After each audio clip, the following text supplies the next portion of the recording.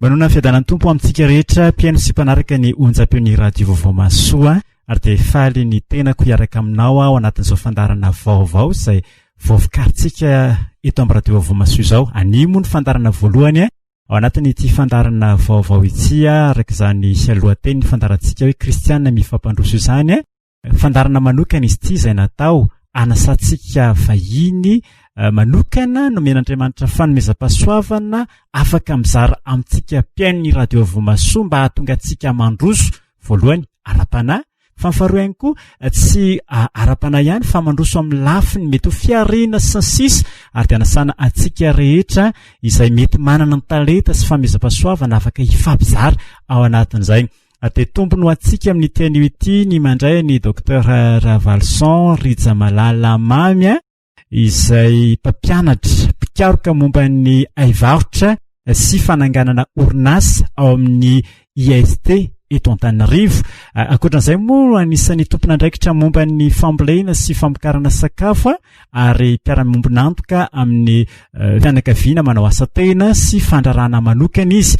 Raha ny andraikiny indray eo anivon'ny setry ny fiangonana dia dekona ao amin'ny FJKM ny mamasina ny tenany. Izy no vahintsika voalohany ary dia isaorantsika an'Andriamanitra ny miaraka mitafa sy mifampiresaka aminy eto amin'ity onjam-peo ny radio vaovao masoa ity. Andeha ary ho ampandrotsika avy hatrany ny vahiny izay eto an'loko eto ankehitriny miarabanao ny ahafantaran'ny maro azy moa dia hoe monsieur Dadafara dia andeha amin'izay ahafantaran'ny olona anao izay ihany koa no hiaravako anao raha tsy mampanina. Miarabanao Dadafara. Ya miarabanao namana Edouard Ramiarinjatofo dia miaraba ihany koa ny mpien'ny radio vaovao masoa rehetra manerana ny nosy sy eran'izao tontolo izao. Arak'izay fanambarako teo aloha teo nisan'ny manana andraikitra lehibe ary nomeny tompo fanomezam-pahasoavana ampivelatra ny hafa ianao raha izay no ilazana azy inona kay no antony na tonga anao hiditra ao anatin'izao sehatra anankiray izao? Misaotra ny amin'izay fanontanianao voalohany izay. Ny antony na tonga aho tamin'ity lalanyity dia tena fitarihana sy fitahian'Andriamanitra tokoa. Nandritra ny 17 taona hatreo amin'ny taona 7 dia niasa tany anatin'ny orinasa. Ary rehefa tonga ny teo amin'ny taona 7 zany dia ny orinasa faran'izay nesako dia niditra tamin'ny lalan'ny atao hoe privatisation. Ary ny olona moa zany rehefa hiditra amin'izany lalan'ny privatisation zany mahatonga vidy an'ilay orinasa izy dia ny anam-bola ny hazo vola. Noho izany tsy maintsy manova rafitra, manova piasa sy ny teknôlôjia izay ho ampiasainy. Ary ao anatin'izany ny piasa. Ka teo no nahazahoako ny afatry ny fanamasina tsy afaka hijanona intsony ao amin'ilay orinasa fa tsy maintsy mivadika izay amin'izay sitrapon'Andriamanitra ka nahatonga ho mpampianatra. Dia tena fitarihan'Andriamanitra tokoa ilay izy satria tsy dia noeritreretiko ny ho tonga mpampianatra mpikaroka ary aty amin'ny famoronana sy fananganana orinasa. Tena tsara be ilay asa izay omeny tompo satria anisan'ny tsy ampy eto Madagasikara izay resaka hoe fananganana orinasa izay ary betsaka ireo ankizy na tanora izay mety hoe navita fianarana lasa mirenireny fotsiny ary dia mety ny hafaran'izy ireny raha mety lasa mivarilavo mihitsy ao anatin'ny sehatra samihafa. Ka eto indrindra ny fanontaniana anankiray izay apetraka hoe nanangana nyty ataontsika hoe asa anankiray ty ianao azahoana manampy ny olona ao anatin'izay fananganana orinasa izay. Inona zany ilay zavatra ataonao hanampiana azy ireo? Eny tompoko, ny lalana nandehanana moa zany rehefa avy niasa nandritra ny 17 taona tany anaty orinasa dia tafiditra ho mpampianatra matianina tao amin'ny Institut Supérieur de Technologie na Antananarivo. Ny statut no entina tamin'izany ka dia hoe mpampianatra sy mpikaroka. Dia rehefa nandeha ny fikarohana sy ny fampianarana rehetra nitranga dia tafapetraka eto amin'ny haivarotra sy ny fananganana orinasa no toerana misy ny tena. Inona no anampiana azy ho ianao?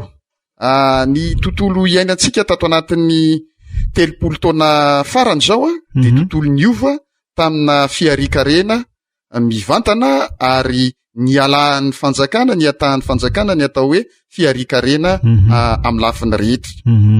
Rehefa tonga zay a de niova ihany koa ny ataontsika hoe statut mahazo ny mpiasa na ny tanora na ny lehibe. Ny amafy ary ny asarotra ny fifehezana ny mpiasa tahaka izany a, ary dia sahirana le mpiasa rehefa avy eo hoe tsy maharaka itsony ny zavatra takiny le orinasa de voatery a tafasaraka am'le orinasa tsy manana asa fivelomana. Ka raha manontany ianao ina no anapiako ny tanora indrindrindrindra de manoro azy fa ny asa fivelomana de mizara sokajy roa. Na ianao miasa any anatin'ny orinasa na ianao miasa tena tompon'ny orinasanao. Ka ny tena anapiako ny tanora zany a de le mitarika azy a ho amin'ny lalan'ny famoronana sy fananganana orinasa ny antom-pivelomany. Eo letsika mety misy zany tsy manana fahafahana hiditra hianatra ao anatin'ilay toera na zay ampianaranao, nefa koa tena mangetaheta izy a hianatra. Misy fomba ve izay nataon'ny dadafara anampiana izy ireo? Ny am'izay aloha de mazava ho azy zany a zay ho resantsika androany de ny fomba anampiana ireo tanora sy zay rehetra nikatsaka asa fivelomana sy asa fiarina de nanoratana an'ireto boky anankiroa reto. Manana lohahevitra tokana ny boky nosoratako a momba ny famorona sy fananganana orinasa de ny hoe tsy hiverina ny Egypta itsony a. Inona moa zany tantara zany fantatritsika kristianina tsara fa nandritra ny 700 taona dia babo tany Egypta ny zanak'Israely.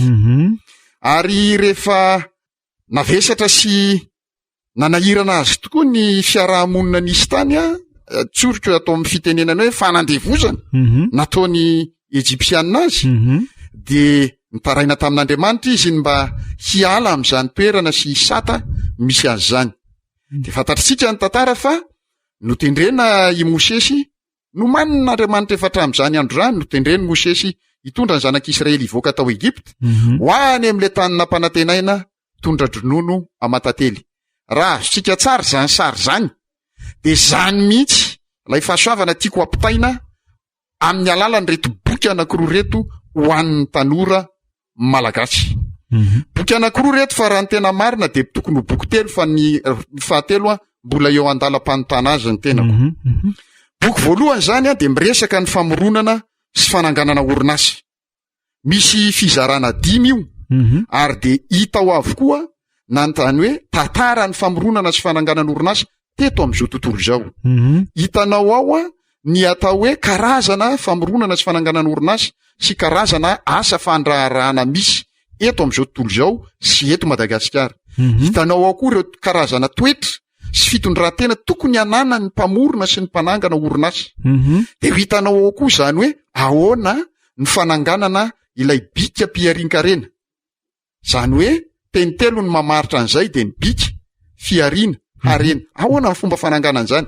Ary ny fahadimy farany de hoe ahoana aiza no isy ny famatsiam-bola, aiza no misy ireo otrikaretina hoentina manodina ny orinasan'ny tena. Misy fampiasana betsaka azo atao ao anatin'io boky io a, zay mitari-dalana ny mpianatra amin'ny tenany manokana zany sy ny mpamaky ity boky ity. Boky faharoa de mitohy avy hatrany eo amin'le hoe ny bika piarikarena na the business model hoy ny fiteny vahiny azy. Araka ny nazavaiko teo de hoe business model, bika, fiarina, arena. De io moa de tsy zavatra sarotra akory na hoe zavatra notehirizina ho an'ny olona manampahaizana sy afasaranga ihany fa ny olona rehetra de manana business model daholo tamin'ny alalan'ny talenta nametrahan'Andriamanitra azy. Io ny tena tantaraina ao anatin'io boky faharoa io. Ary tsy afa-misaraka an'io boky io a ny firesahana ny atao hoe chaîne de valeur na ny hoe rojo piarikarena. Raha miresaka tsika fiarikarena momba ny vary ohatra. De vary fotsiny tenentsika fa any Andohany ihany zany a de misy ny mpamboly vary, misy ny mpitoto vary fotsiny, misy ny mpitaona vary fotsiny transporteur, de misy ny mpitahiry vary fotsiny manao stockny vary zany, de misy ny mpivarotra ny vary, de misy ny mpanjifa. Izay rojo piarin-karena zay a tambatambatra ao anatin'izay a de miray amin'ny business model zany any voalaza ao anatin'ny boky faharoa dia izay aloha hatreto anankiray am'izay ampianarako sy tariako sy izarako amin'ny tanora malagasy indrindrindrindra ny ho amin'ny asa fivelomana ny ho amin'ny asa fiarikarena. Tsy tiako tsindrina tsara ihany ny hoe tsy hiverina any Egypte itsony tena fotoana zao mba handraisan'ny tanora tanana ny tena hoaviny ka tsy de herikerika viavanana be loatra tsony hoe hitady asa rina hitady asa roa ka rehefa tsy mahazo asany amin'ireny orinasa ireny de hoe miraviravy tanana tsisy atao tsy zanak'Andriamanitra zany. Fa tena atsangana ny orinasa tabatabangge monimonina nge ny zanak'Israely tany anatin'ny tany efitra ny toran'Andriamanitra azy fa izao zay naharitra hatramin'ny farany no voavonjy ary fantatritsika tsara fa nisy voavonjy ny zanak'Israely nahiditra tao amin'ny tany nampanantenaina ary toy izany koa no hiheverako sy ampianarako ny tanora malagasy mba ho velona sambatra eto amin'ny firenena izy. Mahafinaritra ve za eto miaino an'ny fanazavana dadafara de tena liana ary inoko fa ny mpiaino izay miaino antsika koa de mangetaheta mihitsy ahoana ny ahafahako miditra ao anatiny zany hoe tany Kanana ka tsy hiverenako any Egypte zany intsony. Ny anankiray koa izay manitikitika de ny hoe re boky navoakanareo inoko fa misy zavatra tena mampiavaka azy amindreo boky hafa inona kosa izay mampiavaka izay? Sotra indrindra ny fanontaniana namana Edouard tena tsy mitovy loatra amin'ny boky rehetra fantatra momba ny orara io izy aloha ny amin'ny fandrarahana famorona ny orinasa ary ny bika mpiarikarena fa efatra amin'ireo ihany no tanisaiko. Voalohany aloha izy ity de boky sady fianarana no boky fampianarana natokana ho an'ny malagasy zany hoe raha mpampianatra ianao zany de afaka mampiasa azy ary raha mpianatra ianao zany de azonao ampiasaina indrindrindrindra koa izy amin'ny fiteny malagasy ny nanoratana azy. Izay mpampianatra de nanaovana fikarohana marobe de saika boky tamin'ny teny vahiny avokoa. Fa rehefa ny fanerasera tamin'ny tanora malagasy sy ny malagasy maro sy ny olona samihafa firenena de nahatsapa tsara mihitsy fa hoe ny fiteny razany tena ihany no tena aizana aingana diaingana sy ahaizana hitapahombiazana. Mampiavaka azy voalohany de hoe amin'ny fiteny malagasy tsy mila mitady boky vazaha malaza sy aiza sy aroa ianao fa io misy anankiray. Faharoa ny tanora moa de ankehitriny tahaka ny tsy de marisodisika loatra mamaky boky ka natao tamin'ny fiteny malagasy izy ary natao boky fohy fa tsy lava latsaky ny 9 pejy 9 pejy ireo 7 pejy dia amin'le fitenenana hoe format 5 kely zany ary misy loko sy sary samihafa mba anintona sy ifikitra ny mpamaky sy ny mpianatra io boky io. Zay ny voalohany. Fa ny faharoa boky nosoratana tamin'ny tontolo malagasy sy ny tranga malagasy. Zay rehefa mampianatra ka mba mitanisa ireny mpandraharaha nanana fahombiazana manerana an'izao tontolo zao reny. Variana amin'ny mpianatra tsy sotafiny akory satria olona tsy fantany, olona tsy mbola reny, olona mbola manalasala azy. Fa izy ity de miresaka tranga malagasy, miresaka mpandraharaha malagasy zay nahita fahombiazana de tena hitany zany ary io moaraka ny tenin'ny soratra masina hoe ny vy maharanitra ny vy, tavan-drahalahy maharanitra ny tavan-drahalahy. Ka raha mba ny fahitanao mpandraharaha anankiray na roa na telo na efatra ao anatin'ny fiarahamonina misy anao de mety hitarika anao koa ho amin'ny asa fandraharana mahomby zany. Ary mampiavaka azy anankiray de hoe fekinana amin'Andriamanitra. Za de kristianina de miasa betsaka ao amin'ny fahasoavan'Andriamanitra de tena mampiasa betsaka ny fiakinana amin'Andriamanitra.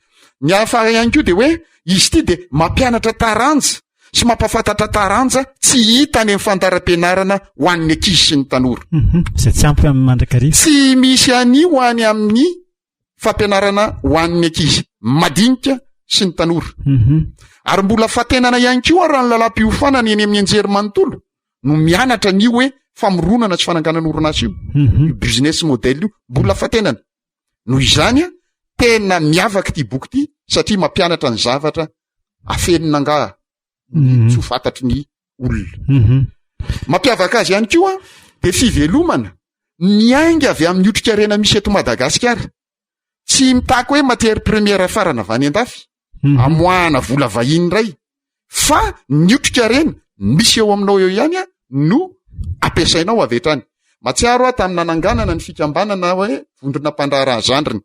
Vondrona mpandraraha zandriny rehefa nitaritina sy nampianarina de ny safidiny teny ao amin'ny tantaran'ny zanak'Israely tamin'ny Gideona, Andriamanitra tamin'ny Gideona hoe mandehana amin'izao herinao zao.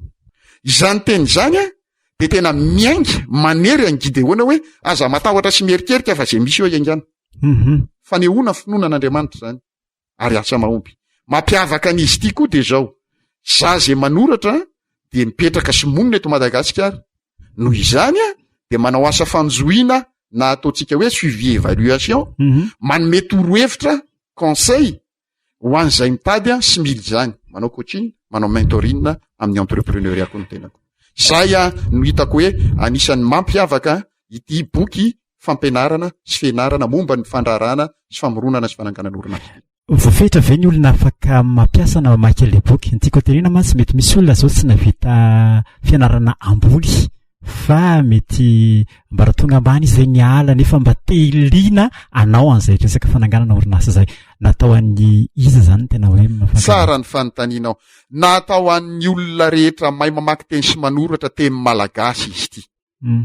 Natao an'ny olona rehetra mahay mamaky teny sy manoratra teny malagasy izy ity. Zay mafinatra. Ny anankiray koa mihaino ny fanazavany dadavara teo de mafinatra ilay toe-posy toe-panahy taizara ho an'ny hafa. Mandrakariva mantsy anisan'ny olana ho antsika indrindra malagasy na hoe ory hava-manana taoko anaty fontaine zay.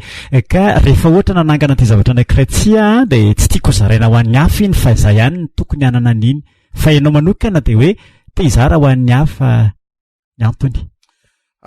Izy io fantatritsika tsara raha hoe asa re zay mba mety ho everina ho toe-posy toe-panahy Joshua. Fa Joshua de niainga avy any Egypte izy niaraka tamin'ny Mosesy ary izy no anisan'ny tarika ny zanak'Israely niditra tao Kanana. Asa zay toe-panahy tao anatin'ny Joshua tamin'izany. Raha mamaky an'le boky ny tantaran'ny Joshua koa tsika de nahititsika fa tarika nandimby amin'ny Mosesy izy ary tena nanana fizarana izay fahasoavan'Andriamanitra zay tamin'ny vahoaka noentiny. Ka ampanetretena ny ilazako fa izay toe-panahy zay koa no manosika izara anao zay fifampizarana zao. 17 taona no lazaiko anao fa tany anatin'ny orinasa ary toy izany ny tany Egypta teo amin'ny fiainako. Tsy moramora zany. Rehefa ianao no inge miasa any anatin'ny orinasa ireto zavatra telo reto no vidin'ny orinasa aminao, ny identité anao, na ny hoe ny fizinao. Faharoa, ny dignité anao na ny maizy anao, ny maha-olombelona anao, ary ny fahatelo ny indépendance anao. Za tsaroko tsara raha niasa tany anatina orinasa taloha ka tonga mba mivavaka ny alahady de rehefa mifanena amin'ny kristianina namana adininy anarako fa atsony amin'ny anaran'le orinasa anesako fa misy zavatra takiny mba ilainy amin'ny orinasa esako. Lasa ny orinasa ny identité ako fa tsy fantatry ny olona ny anarako. Ary na any am-piangonana avy azy tsy mbo fampizara fifaliana sy zavatra hafa fa mbola manaraka ihany le asa. Ary na mbola any am-piangonana ihany azy raha sendra misy fotoana ka hoe atsona satria manao permanence ianao tsy maintsy mamaly. Zany ny tany Egypta. Fa ankehitriny kosa dia miaina ambany fahasoavana ianao tsy vesatra ho anao tsony zany rehetrarehetra zany. Arany anisan'ny antony nanosika izara hoe mba mila mivelona amina farim-piainana mana-maizy azy tena zanak'Andriamanitra tokoa ny tanora malagasy fa efa mafy sy manahirana loatra zao tena iainana zao. Mafy zao ary tena manahirana. Ary everitra fa mazanak'Andriamanitra azy tsy miendrika an'izao ny tanora malagasy. Zany ny tena tsy matafandrimandry manoratra ny boky ary mitarika amin'ny asa fampanofanana ny tanora mba hanana an'izao asa fiariany zao izy. Ampanetretena koa no lazako za tsy de manana ezaka betsaka sy natao ao anatin'io fa tena manaiky fa fitahian'Andriamanitra sy fitarihan'ny fanamasina avokoa ny lalana rehetra nalehako hatramin'izay ka hatramin'izao. Anaraka hira anankiray aloha sika ho sitran'izay resaka efa ny fanaovantsika amin'ny rahalahy mianaka teto izay.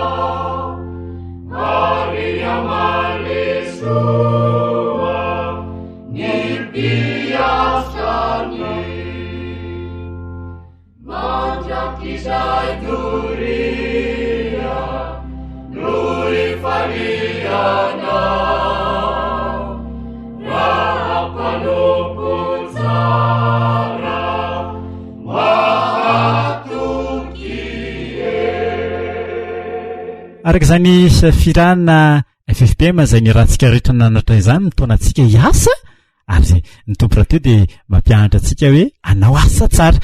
Hotizatsika ny resadresaka inoko faliana be nanao ny tokantrano any ao anatin'izao resaka ifampisarana amin'ny docteur Ravalson Ritsamalala Mamy na fantatry ny rehetra hoe monsieur Dadafara izao. Ny fantaniana kiray izay apetrako amin'ny Dadafara ihany koa dia hoe inona ny tanjona ao anatin'reto boky ireto. Misaotra indrindra tompoko, tsika tokoa moa rany raha manana zavatra atao dia tsy maintsy ho mazava ny tanjona. Marobe ny tanjona fa telo no tena nofaritako ho lazaina sy ho ampitaina eto ankehitriny. Voalohany aloha dia ny famoronana asa fivelomana ho an'ny malagasy indrindra ireo tanora. Zavatsarotra nandalovantsika ny fihiboana nandritra ny enim-bolana iny. Be debe ny olona very azy, be debe ny olona tsy manana azy, ary misy koa ny tanora efa tonga ao amin'ny fotoana tokony hitadiavany asa mba hiasany tsy mahita azy. Tanjon'ity boky ity, tanjon'ny fampianarana atao anatin'ity boky ity voalohany dia hoe mamorona asa fivelomana ho an'ny malagasy indrindra ny tanora. Tanjon'ny faharoa dia hoe fanatsarana fari-piainana. Ianao nge rehefa miasa ao amin'i Jesosy Kristy, miasa sitrapon'Andriamanitra dia miatsara ny fari-piainanao. Tsy ho sanatry avy mivava amin'ny teny ny mifanohatra amin'izay. Misy dia misy tokoa ny asa arakaraky ny esany no maharatsy ny fari-piainany. Tena zara fa velona fotsiny izy. Maro ny ohatra hitantsika izany eto an-toerana eran'izao tontolo izao. Fa indrindra zany tanjon'ity boky ity sy ny fampianarana hoentin'ity boky ity dia ny hoe anatsarana ny fari-piainan'ny izay mamorona sy manangana orinasa. Ary ny tanjona fahatelo farany dia ny hoe fandraisana ny famonjena, fiainana sy fitahirizana ny finoana ary fahavinonana amin'ny fiaviany Jesosy Kristy iverina ka hitsara izao tontolo izao. Azavaiko foy. Efa voavonjy isika tamin'ny alalan'i Jesosy Kristy nanolotra ny ainy teo amin'ny hazo fijaliana, lasana ny fahotantsika. Voavonjy isika. Ary raha voavonjy isika, mbola velona sy mirihirihy ety amin'izao tany izao dia mila miasa tsika ary mitahiry zany finono zany amin'ny alalan'ny asa. Amin'ny alalan'ny asa fiarikarena, amin'ny alalan'ny asa fivelomana, manome voninahitra an' Jesosy Kristy. Ary koa mila fahavinonana mandrakarivotsika fa hiverina Jesosy Kristy hitsara ny velona sy ny maty. Io le voalaza ny soratra masina hoe anavaka ny ondry amin'ny osy. Ny ondry ozy ataony atao amin'ny ankavanana, ny osy ataony amin'ny ankavia, sary zany. Fa izay le fitsarana ho avy mba ho vonona ho tahaka ny ondry daholo sika menakavy.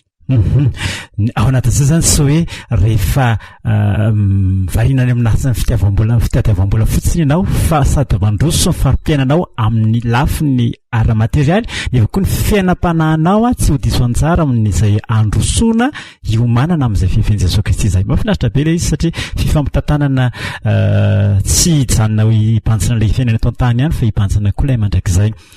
Izavy ary ireo mpiara-miasa amin'ny Dadafara ao anatin'ity boky ity sy izay ao anatin'izay reto hoe sehatra izay.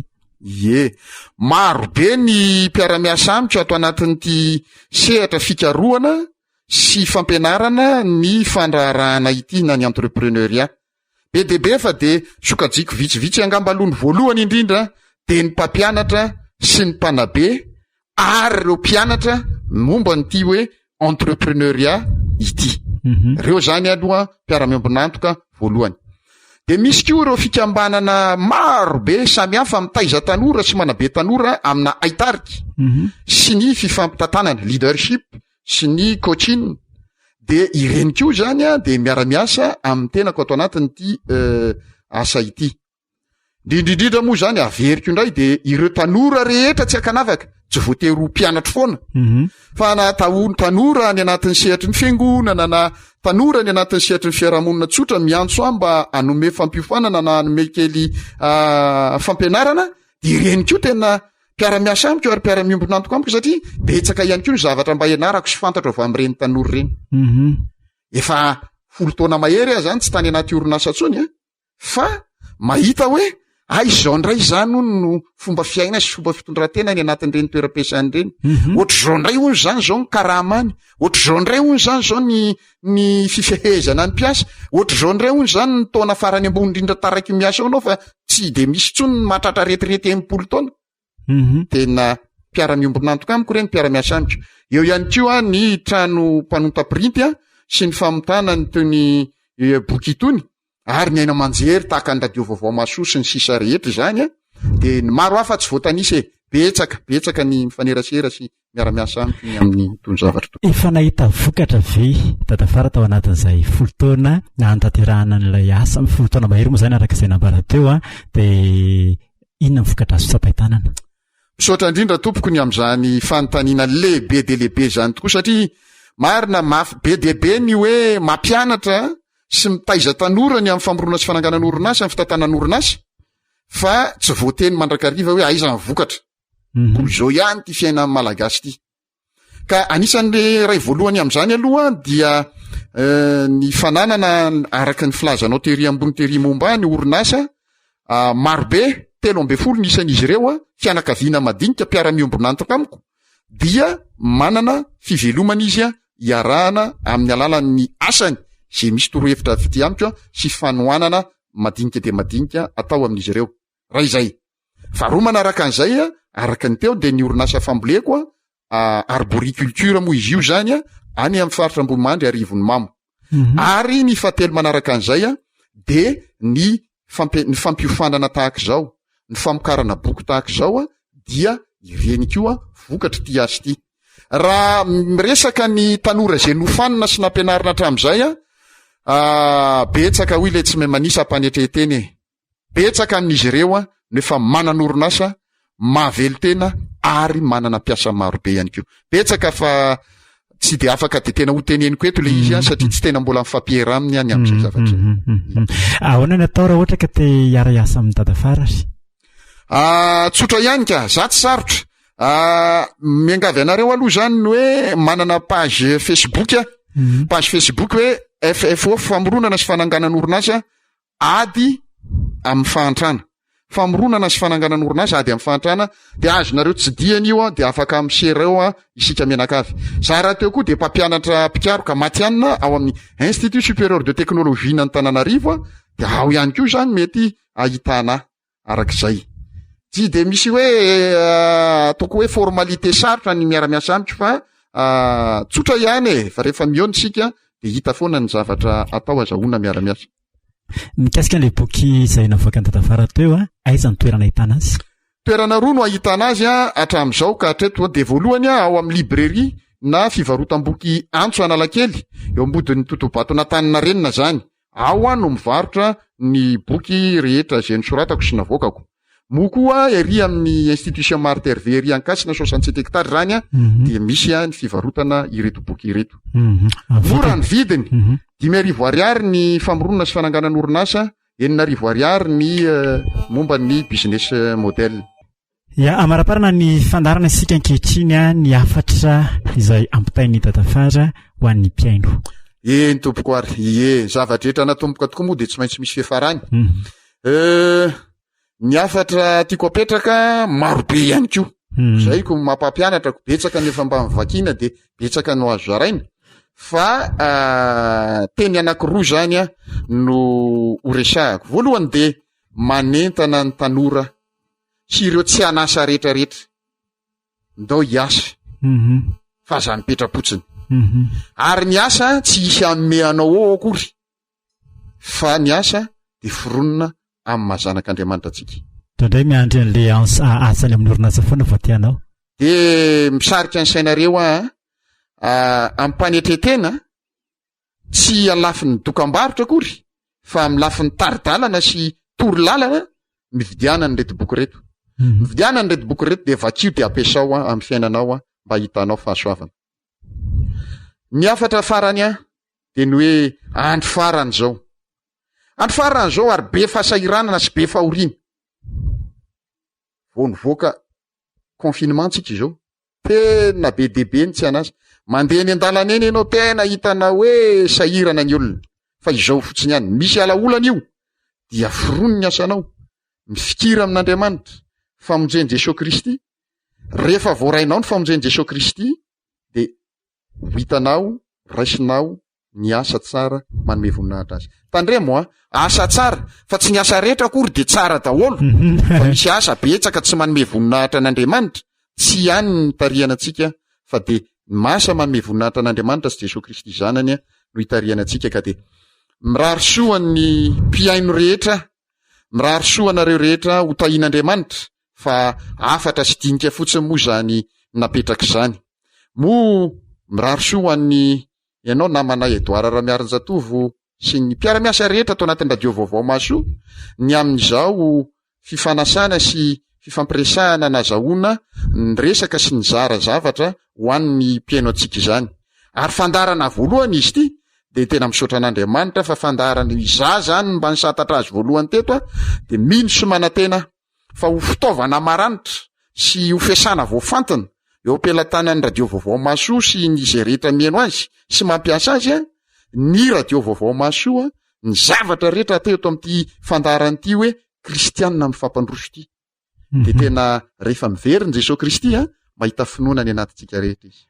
Misaotra toko, mahafinaritra ny resaka izay nifanaovana tamin'ny namantsika tamin'ity androany ity tao anatin'izao fandarana voalohany ao anatin'ny ilay fandarana mitondra lohateny hoe kristianina mifampandroso izao. Docteur Ravalson Rijamalala Mamo, mpampianatra mpikaroka momba ny aivarotra sy fananganana orinasa ao amin'ny IST eto Antananarivo. Izy rahateo izay tompon'ny orinasa momba ny fambolena sy famokarana sakafo ary mpiara-mombonantoka amina fianakaviana manao asa tena sy fandrarana manokana. Izy no ny vahiny tao anatiny ity fandarantsika ity, vahiny voalohany arak'izay fanambara teo. De tsika eto ny manararoatra ho anao izay mety miaino sy manaraka izao fandarana izao, mety manana izay talenta sy fametsam-pahasoavana manokana afaka hifampandrosoana amin'ny mpiaino antsika tahaka izao nataony namantsika androany izao azonareo atao miantso ny tompona andraikitry ny fandarana. De ny tenako zany ny 034 97 769 32 034 97 769 32 na ny 033 28 562 77 033 28 562 77. Ny anankiray koa izay ho mariako manokana etsy ampamaranana de zao izy fotoana izay hidinana antsehitra mihitsy zany hoe sur terrain aussi sika mbola hiaraka ihany amin'ny ity namantsika ity sika ny amin'ny hoe ahoana kay izany orinasa tantanany mahakasika ny resaka fambolena sy ny hafa maro samihafa izany ampanantenana anao zany ary ampiomanana anao sahady ihany koa ity ampiandohana ary de izay koa mitanjona ilay fandarana tsy hoe mampafantatra fotsiny fa tena mampianatra mihitsy ilay fomba fanao sy anatanterana lay zavatra mba ho tena tsy ho teny fotsiny fa ho asa mihitsy koa hivadika vokatra mahasoa rehefa avy eo. Tsara ina angamba ny amezatsika ny lahara-pifandraisana afana mifandray aminao amarina antsika tanteraka izao fandarana izao. Eny tompoko misaotra betsaka. Tsy ho ataoko dokam-barotra na maneritery fa raha mitsidika an'le page Facebook ianao de hitanao ao ny laharana finday. Ary raha mividy an'le boky ianao de hitanao ao ny laharana finday. Ko de mahazo fahasoavana tompoko. Tahin'Andriamanitra. Tahin'Andriamanitra tompoko.